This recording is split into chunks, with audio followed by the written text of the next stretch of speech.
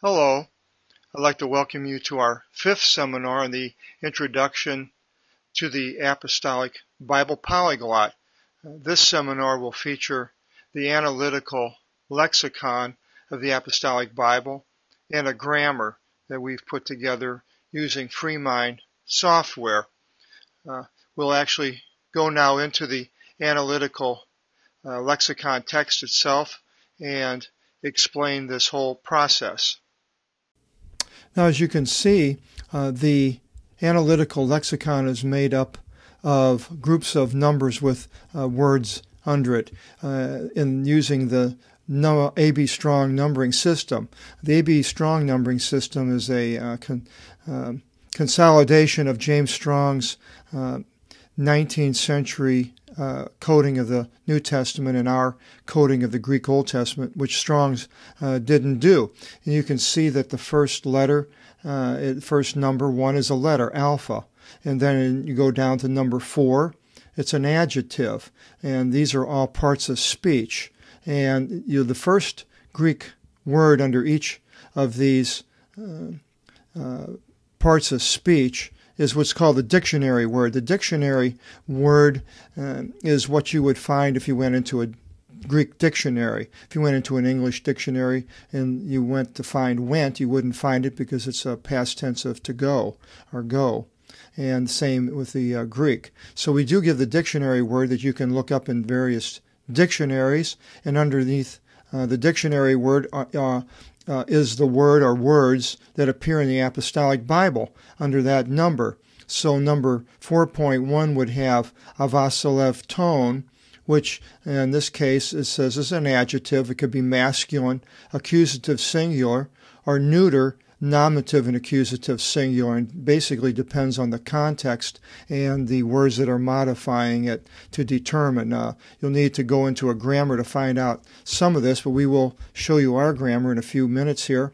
But just to go through a little bit more of the analytical lexicon, you can see the next one's an adjective, and now here's a verb, avatoo, to make impassable. It gives you the English definition, and then it gives you the Greek word that appears. It only appears in this one form in the Apostolic Bible, the aorist passive subjunctive, third person singular.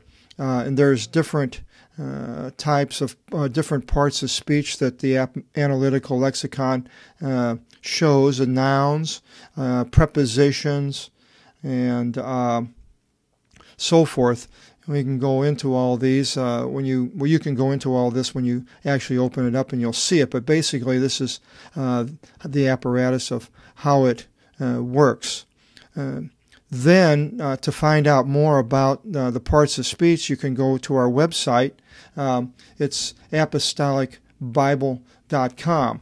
Now, to show you a little instance here of how this operates, in verse in 1:2 of Genesis here, we'll go scroll up to it, we'll find the word avisos, and it's actually avisu here.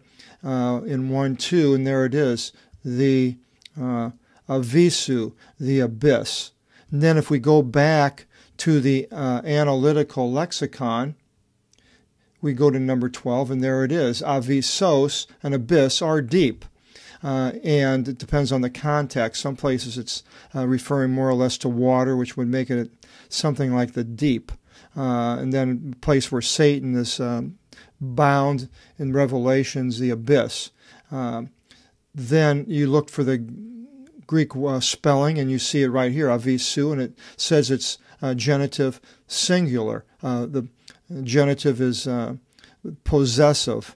It belongs to, and it's a feminine noun. It could be masculine, feminine, or neuter. And not everything that is man-made, that's not human, is neuter. A lot of times could be feminine or masculine, depending on how the Greeks derived their original meanings for these words and developed this alphabetic system, which is a marvel.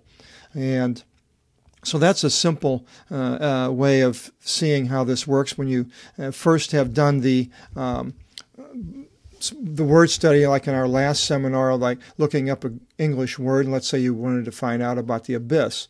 Then you go into the English Greek index, and it'll tell you it's number 12, the word. And then you look in the the lexical concordance, and the lexical concordance will tell you every place that this word visos appears, and then you go there, and then, like in this case, we went in Genesis 1:2, and we found it under number 12 above it, and we look here and we find out it's genitive singular. So it tells you all a lot about these words, as the Analytical Lexicon does, to tune the meanings, especially important with a lot of the verbs.